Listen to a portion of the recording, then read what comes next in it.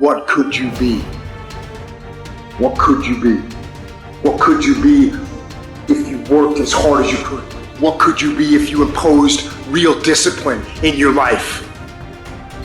What could you be? What if I could? What if I could pull this off? What if I could pull off this miracle? What if I can become someone that no one thinks I can be? How will I feel at the very end if I can defy all the odds? You have to understand that there's a journey that takes place in your career, in your life. Every transformation always gets worse before it gets better. It's supposed to be that way.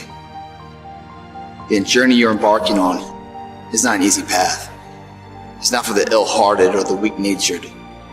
It's for the strong people. And before you embark on this journey, mentally you have to prepare yourself for it. No one's going to get worse before it gets better.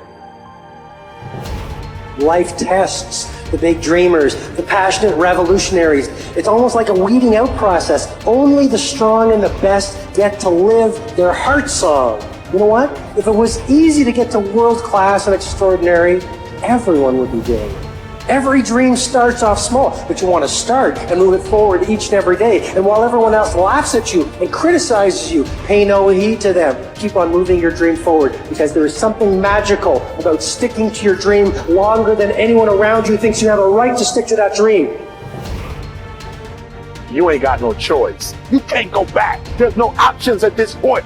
It's do or die, baby. We do not have time. We about to go get it. It's ours for the getting. You can do it, and you're not leaving. Listen to me. We ain't going home. We ain't going nowhere. You ain't going nowhere until you get it done. We doing what we gotta do to get what we gotta get. Go after that goal that you want. Set up that project. Get going on those things. You want to be the best version of yourself that you possibly can be. Most people will never be like that. You don't want to fall into that trap that most people fall into. They get comfortable, they get relaxed, they settle for a life that they don't really want. When it's comfortable, it's easy. You don't want that. You want a life that is above average, extraordinary, far beyond what most people can conceive. If you want a life like that, you have to hustle. You have to get going. Get up out of your seat and move.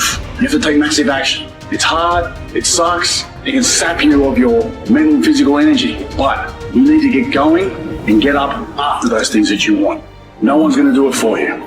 Work on yourself every day. Get better, improve, learn, extend yourself, push yourself out of your comfort zone. Push the boundaries that you're accustomed to.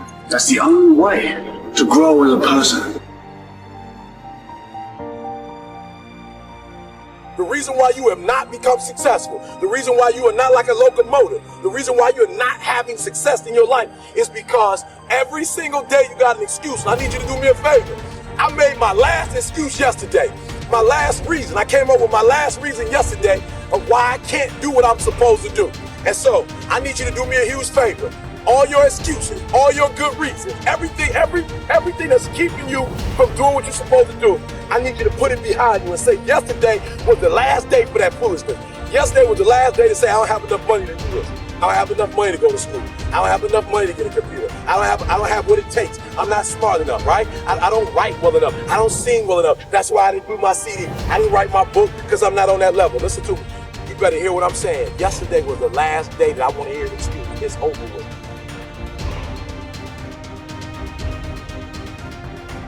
Recognize the excuses are not valid.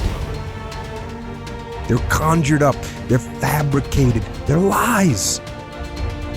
And how do you stop the lies? You stop the lies with the truth. You have time. You have the skill. You have the knowledge and the support and the willpower and the discipline to get it done. What you pay attention to is what you will get. And the more attention you give something, the more you feed it, the stronger and more powerful that thing grows. You need to face, master, and channel your obsessions into an engine of massive, energized momentum for the success you desire. You can be who you want to be. You can do what you want to do. See what you want to see. It's all in your power and no one else's. Go out and get it. If you get knocked down, get back up again. You can never fail if you never give in. If you stick with it, stay with it, become obsessed with it, feed it every day, I guarantee you, possibilities will take place. Do I just sit there and settle? No, I don't. I say enough's enough, man, and I'm gonna make a change, and I'm gonna keep going until I get it.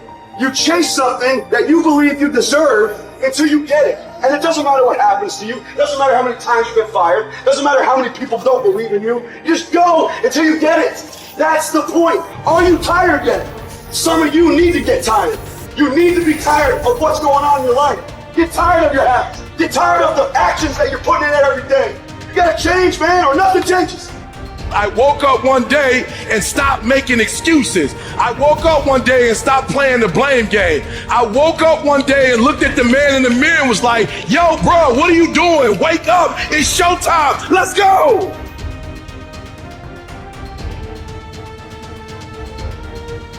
How do you rate yourself on a scale of 1 to 10 in terms of your physical appearance, in terms of your health? Do you take care of yourself? Are you allowing yourself to get overweight and out of shape? Are you conscious of your health? Are you watching the food that you take into your body? Do you make a deliberate effort to exercise? You know, it was George Burns, he said, we cannot help getting older, but we don't have to get old. And many of us get old before our time because we don't take time to take care of ourselves. Your environment is a very good indicator. On a scale of 1 to 10, is it what you want it to be? Do you find it desirable? Are you satisfied? The job or career that you're involved in. Someone said that 85% of the American public are unhappy with their jobs. Are you spending 8 hours a day just doing time? Doing something that you don't find challenging, that does not make you stretch mentally, that does not stimulate you, that does not inspire you. Something that you don't find a sense of fulfillment in it. If you're doing that day in and day out, it has to affect how you feel about yourself, your level of motivation. Your relationships. What kind of impact is it having on your life? Is it nourishing or is it a toxic relationship? Does it drain you or does it build you up? Ask yourself that. How motivated are you to do something about it? Your contribution, your actions. What are you giving? Many people will leave the universe without a trace. No one will know they were here. And in fact, under their name, we could put under there, not used up. Will anybody know that you came this way? What contribution are you giving? What will you leave? What will be different because you came this way? For me, it's like no brain left behind, right? Because I live with that identity for so long. And my message to people, whether it's on stage or on podcast or anything, is that, you know, we are more than what we're demonstrating, that we've been sold this lie, that people are taught through school. Like when I do these demos and I on stage memorize 100 names, words and numbers, forwards and backwards, and it appears effortlessly, I always tell people I don't do this to impress you, I do this to express to you what's really possible, because the truth is everyone can do this too, and so much more. We're taught a lie that somehow our intelligence, our potential, our learning, our memory somehow is fixed, our creativity is fixed, thinking is fixed like our shoe size. And what we've discovered, more even about brain science, in the past 2 decades, we've discovered more than the previous 2,000 years. And what we know is that we're grossly underestimating our own capacity to be able to grow, to be able to contribute, to improve our intelligence and our influence and our impact. And I want to kind of pull the veil behind and just say, hey, this is about transcending. You know, this is about ending the trance that we're not good enough, you know, that we're not smart enough, that we're not this genius, and telling the truth. And the truth is, we're faster and we're smarter than we think. And not just to be able to memorize things, but be able to really solve significant challenges. And maybe that these challenges that we're going through are the lessons that we need to learn the most. Not all of us go through struggles, right? Our health, our relationship, whatever it is, but through struggles come strengths. And people don't talk about this as much. And I probably have a post-traumatic, stress from it, going through brain injury after brain injury. There's also post-traumatic growth, which like as widely talked about. But there's some people that go through immense amount of trauma and difficulty and challenge, but they come out of it actually more empowered. They say to themselves that because of going through this, I found a new strength, I found my superpowers, I found a new meaning in my life, I found a new level of commitment, I found a strength, a mission, if you will.